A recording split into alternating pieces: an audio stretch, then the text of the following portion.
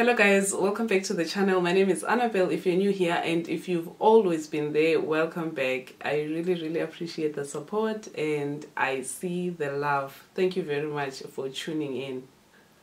In today's video, I'm going to address a few things to our future au pairs. So there are a few changes in au pair rules.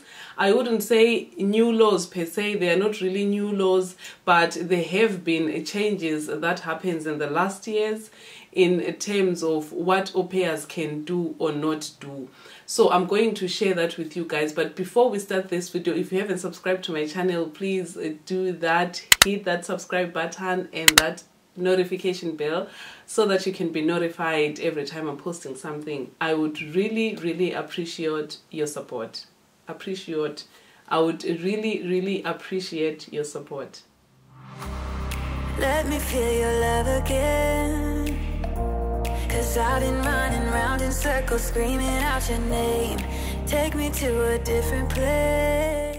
So there are four things that we're going to talk about. One of them is really bad and three of them are really good. So we're going to start with good or bad.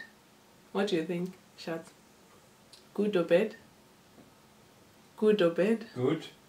Okay, so we're going to start with the three good ones. So the first thing is the au pair pocket money has been increased. So when I came to Germany in 2015, we were getting 260 euros.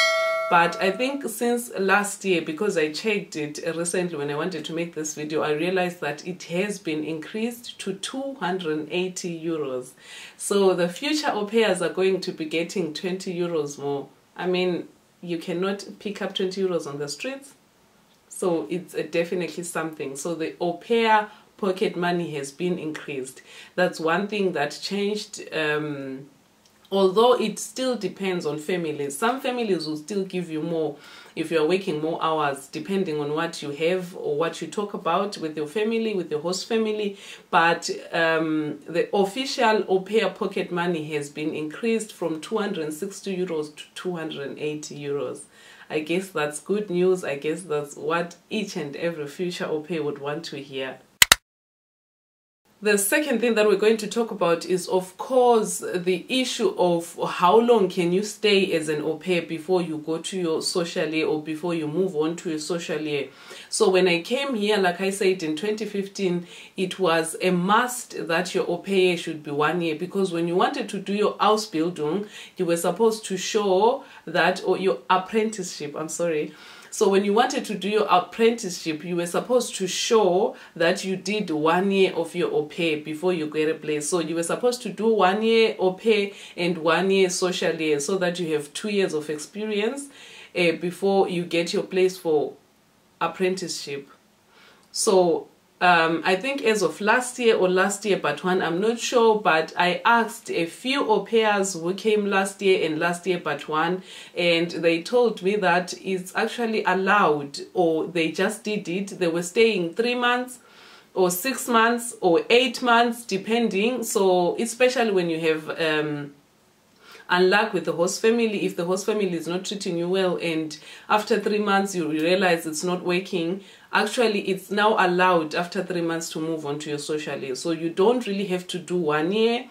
Of course, 1 year would be advisable if there is no problem with the family or anything, so that you can learn the language, so that you can take more time in getting used to the environment, the language and everything. But if it's not working, it's no longer a must that au pairs should do their au pair year for a full year.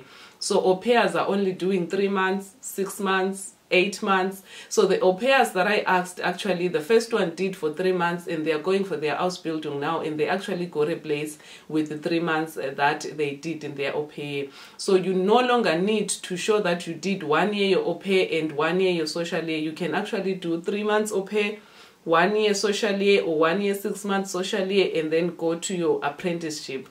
So the people that I'm talking about, the au pairs that I asked, are the au pairs who didn't really do a full year as au pairs, but they already got places for apprenticeship. So it's no longer a must, which is good. to a certain extent, if you don't want to take the long 5-year journey before you start earning money, you can actually cut it off to 3 months, and then you have 7 months. You can finish 7 months earlier. So it could be 4 years, 5 months, and then you are working. So for us, it was really 1 year au pair and then 1 year social year. So, but now it's no longer a must. So if things are not working with your family, you don't really have to look for another family. You can actually just move to the next year of your social year without having to worry about getting a place for apprenticeship. You can actually get your apprenticeship. Like I said, the au pairs that I asked are the au pairs who didn't do a full year of au pair, and they are already doing their apprenticeship. They actually got places for their apprenticeship. So it was 3 months, 6 months, and also 8 months. They didn't really do full year au pair, but they're already on their apprenticeship now, and some already got places for their apprenticeship. So I think it's no longer a must. I think that's also good news if you're someone who's smart, who can do the language, who can learn the language real quick. You can actually do your au pair for 6 months and cancel your contract and move on to your social year. So it depends. I think it could be good news to the smarter ones. Even if you're not smart, if things are not working for you, between you and your host family, you can just move on also to your social year. So I think to a larger extent, this is an advantage. The next thing that we're going to talk about is, of course, it's not really a good or bad. It's actually something in between. It's about the language course. So when I came here in 2015, you could actually do your apprenticeship with only B1 or A2, some of them, because as for me, I don't even have B1. I managed to get my apprenticeship place with my A2 certificate. Although they asked for B1, I told them I would produce it later, but they never asked for it, so I just got it with A2. But as of late, as of last year, as of 2020 or 2019, most apprenticeship places require B2. So you must already have B1, working to get B2, or already having your B2 at hand for you to get a place. So it's important that when you come here as an au pair, work really on your language and getting certificates and writing your exams and getting certificates before you get to your apprenticeship. Because most places, especially nursing, they are taking nothing other than B2. So you really have to get your B2 done before you can start your apprenticeship, which can be a disadvantage if you cut your au pair to 3 months, because if you cut your au pair to 3 months, you cannot make it within 1.5 years to do to B2, I think, but I don't know. So it depends also on how fast you are, but most places are requiring B2 language course. And one thing that I wanted to tell you is that I get most of this question that people are asking, oh, I have O level, or I didn't go to A level, or I have that and that. I think as long as you are here, there is always a way for you to get an apprenticeship place, because if you don't have enough grades, you can do a 1-year course before you do the 3-year course. So instead of doing 3 years, you can do 4 years, but there is always a way for you to start something here. So you can start with your 1-year course and then do the 3 years after doing the 1-year course of just getting used to the whole thing and learning the whole thing, and also getting the qualification for you to be allowed to do the 3-year course of nursing or whatever apprenticeship that you choose. So you need to have your B2, and you also don't have to worry about the grades that you bring from your country. You can actually do something here. As long as you are here, there's always a way for you to continue or to do nursing. If 1 year doesn't work, you can repeat it and do for 2 years. So it could also be up to 5 years instead of 3 years. So it depends also on your certificates. But the question that I get the most about, I don't have A levels, I don't have O levels, I didn't go to university or anything like that. As long as you come here, there is always a way for you to move forward. Like I said, instead of doing your apprenticeship for 3 years, you can do it for 5 years or for 4 years, depending on your grades. So you need B2, and you also don't need to worry about your certificates from back home. You need to bring them because they need to be transferred. Don't leave them back home, because without any certificate, you are not doing anything. You need to bring your certificates, no matter whether it's a failed O-level certificate or A-level certificate or university certificate, everything that you did, even a course, a diploma course or anything like that. Every certificate that you have back home, you should bring it with you, and then you can translate it and then get an Ausbildung. This could be a video for another day. Comment down below if you guys need to know more about how to get your certificates translated and all that. We can do it on a separate video. Otherwise, this video will be too long. The last thing that we're going to talk about is, of course, the negative part of this video.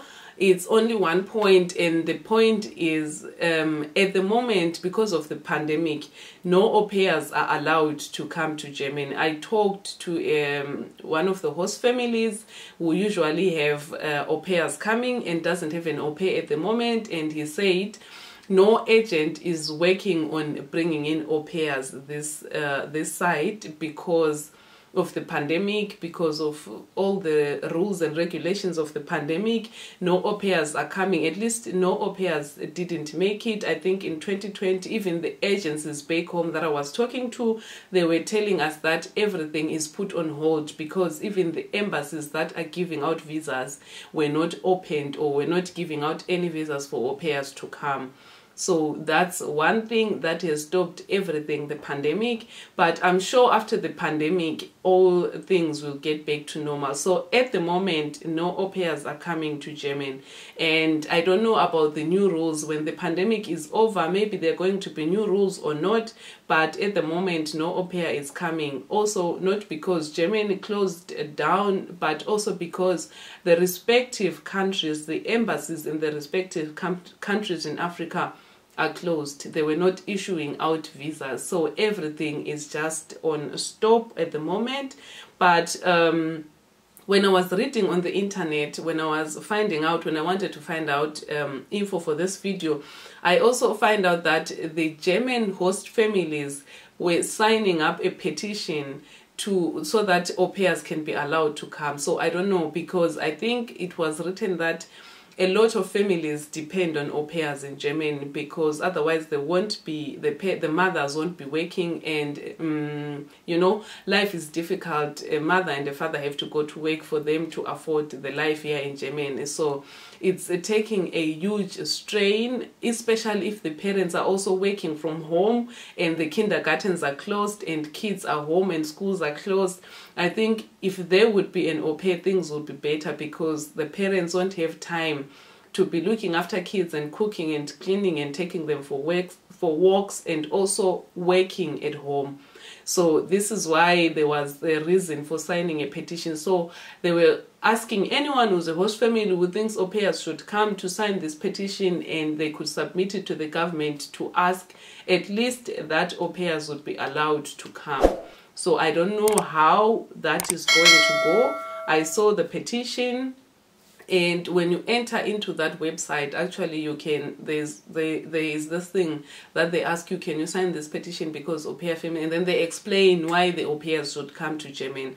So maybe that is something positive. Maybe the au pairs would be allowed to come also very soon. If the pandemic is going to go on in 2021, maybe there's going to be a solution that they still come during the pandemic. So I think that is also a bit positive. It's bad that they can't come at the moment, but it's also positive that there are people who are working towards opening that door for au pairs to be able to come, because you know, au pairs are not the only ones who are benefiting. The host families are also benefiting from au pairs. So it's a win-win situation.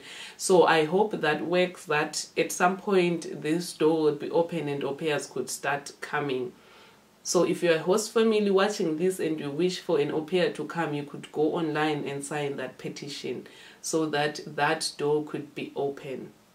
that's it for today's video. If you haven't subscribed to my channel, please hit that subscribe button and that notification bell so that you can be notified every time I'm posting something. And if you're an au pair and if you have questions or anything, just leave a comment down below or inbox me on my Instagram. I'll definitely answer you, or I'll definitely make a video if it's a video request or anything in terms of au pairs or concerning au pairs.